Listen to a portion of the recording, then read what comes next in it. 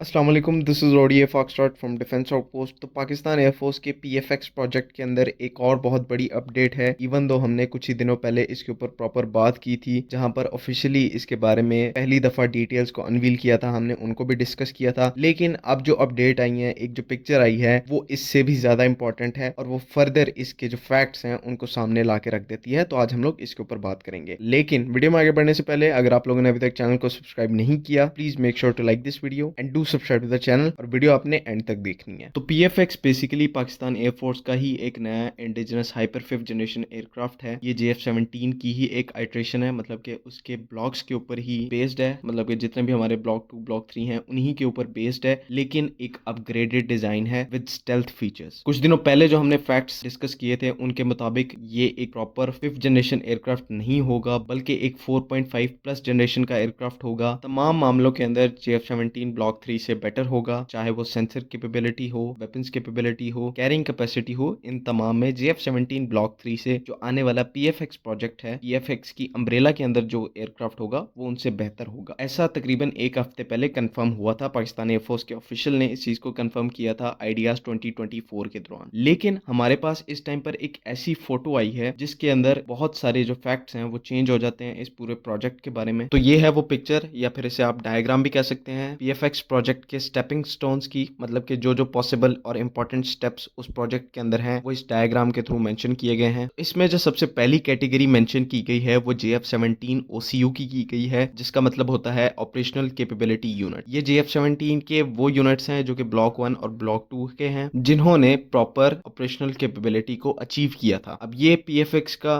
और JF-17 thunder project का एक बहुत ही बेसिक स्टेप था, जिसके अंदर हमने ब्लॉक 3 से पहले जितने भी हमारे ब्लॉक्स थे उनको हमने प्रोड्यूस किया, उनको ऑपरेशनलाइज किया, और उसके बाद वाली अगर कैटेगरी को आप देखें तो इसमें JF-17 ब्लॉक 3 को मेंशन किया गया है। किस तरह से उसी ब्लॉक 1 और ब्लॉक 2 के डिजाइन के अंदर इनहेंसमेंट्स की, उसकी एवियोनिक्स को चेंज किया, स्ट्रक्चरल थोड़ी बहुत चेंजेस की गई, साथ ही साथ वेपन्स को इंप्रूव किया गया। लेकिन चीजें इंटरेस्टिंग होती हैं इससे आगे जाकर। इससे आगे वाली जो कैटेगरी है वो PFX अल्फा के नाम से उसको मेंशन किया गया है। अब PFX अल्फा क्या होगा? देखें, एक दो हफ्ते पहले हम लोगों ने वीडियो बनाई थी जिसमें PFX से रिलेटेड एक बहुत ही कॉम्प्रिहेंसिव उसकी अपडेट्स आई थी, जिसमें पाकिस्तान एयरफोर्स ने ऑफिशियली सब डिटेल्स को आउट किया था और उनके स्पोक्स पर्सन ने इन चीजों को हमें बताया था। उसमें उन्होंने स्पेसिफिकली ये कहा था कि जो PFX का एयरक्राफ्ट है वो एक 4.5 प्लस जनरेशन का एयरक्राफ्ट होगा, फुल फिफ्थ जनरेशन एयरक्राफ्ट नहीं होगा। इससे आगे उन्होंने डिटेल्स को रिवील नहीं किया। तो अगर उसी फैक्ट को थोड़ा सा आप माइंड में रख के देखें और साथ में इस PFX अल्फा को देखें, आपको कहीं ना कहीं ये लगेगा कि PFX अल्फा एक फुल फिफ्थ जनरेशन एयरक्राफ्ट पर जाने से पहले वाली एक स्टेज होगी, मतलब कि हाइब्रिड फिफ्थ जनरेशन एयरक्राफ्ट या प्री फिफ्थ जनरेशन एयरक्राफ्ट, जिसमें जो कैपेबिलिटीज हैं वो तो फिफ्थ जनरेशन एयरक्राफ्ट वाली होंगी, उनके जो सेंसर्स हैं वो फिफ्थ जनरेशन एयरक्राफ्ट वाले होंगे, पिछले जो सारे ब्लॉक्स हैं उनसे इंप्रूव्ड होंगे, लेकिन वो एक प्रॉपर फिफ्थ जनरेशन एयरक्राफ्ट नहीं होगा। रीजन उसकी ये है कि प्रॉपर फिफ्थ जनरेशन या फिर स्टेल्थ को अचीव करने के लिए एयरक्राफ्ट में बहुत सारी मॉडिफिकेशंस की जरूरत पड़ती है, और कहीं ना कहीं आपको पूरे एयरक्राफ्ट को दोबारा से रीडिजाइन करना पड़ता है, क्योंकि उन एनहेंसमेंट्स का पूरे एयरक्राफ्ट के ऊपर इंपैक्ट पड़ता है। तो असल में PFX प्रोजेक्ट के अंदर ये जो PFX अल्फा वाली कैटेगरी है, ये ही ब्लॉक 4 के तौर पर आप इसको कह सकते हैं कि JF-17 ब्लॉक 3 के बाद पाकिस्तान एयरफोर्स जो है वो PFX अल्फा के ऊपर शिफ्ट करेगी। मतलब जितने भी एयरक्राफ्ट्स हैं उनको PFX अल्फा के ऊपर मॉडर्नाइज किया जाएगा, जिसके अंदर हमने आपको पहले भी बताया कि Pakistan indigenous IRST system develop कर रहा है, वो लगाया जाएगा, नए वेपन सिस्टम्स लगाए जाएंगे, स्ट्रक्चरल अपग्रेड्स होंगी। तो जिस तरह से ब्लॉक 2 ने ब्लॉक 3 पर एडवांसमेंट की, तो उसी तरह से ब्लॉक 3 जो है वो PFX अल्फा में एडवांस करेगा। लेकिन सबसे इंपॉर्टेंट सवाल ये है कि क्या PFX प्रोजेक्ट का सफर जो है वो PFX अल्फा तक खत्म होता है? इसका जवाब है नहीं। PFX अल्फा के बाद भी एक डेडिकेटेड कैटेगरी है जिसके अंडर एक प्रॉपर फिफ्थ जनरेशन एयरक्राफ्ट को बनाया जाएगा इंडिजिनसली पाकिस्तान के अंदर। ये ना तो फोर्थ जनरेशन का एयरक्राफ्ट होगा, ना 4.5 जनरेशन का होगा, बल्कि एक प्रॉपर फिफ्थ जनरेशन एयरक्राफ्ट होगा, जो कि PFX प्रोजेक्ट का सबसे मेन ऑब्जेक्टिव है। माना कि इसके अंदर ब्लॉक बाय ब्लॉक चलना पड़ा हमें, सबसे पहले हमें JF-17 ब्लॉक 1 से शुरुआत करनी पड़ी, लेकिन इसका जो इख्तिताम जहां पर हो रहा है वो प्रॉपर स्टेल्थ एयरक्राफ्ट को पाकिस्तान के अंदर डेवलप करना है। मतलब थंडर प्रोजेक्ट के अंडर ही एक फिफ्थ जनरेशन एयरक्राफ्ट डेवलप होगा, और जो फाइनल PFX एयरक्राफ्ट होगा, या जिसे हम इस वीडियो के अंदर PFX प्राइम भी कह लें, तो उसका जो डिजाइन है वो बिल्कुल चेंज होगा। थोड़ी बहुत वो JF-17 प्रोग्राम से इनके एयरक्राफ्ट से मुशाबत साथ रख सकता है, लेकिन ओवरऑल जो डिजाइन है वो स्टेल्थ कैरेक्टरिस्टिक्स को अकोमोडेट करने के लिए चेंज किया जाएगा और उसको अपग्रेड किया जाएगा। और जो कोरियन KF-21 बोरामे का प्रोजेक्ट है, जिसमें वो लोग पहले एक 4.5 जनरेशन का एयरक्राफ्ट बना रहे हैं, हाइब्रिड 5th जनरेशन एयरक्राफ्ट बना रहे हैं, उसके बाद उनका प्लान है 5th जनरेशन पे शिफ्ट करने का। तो हमारा जो PFX प्रोजेक्ट है वो भी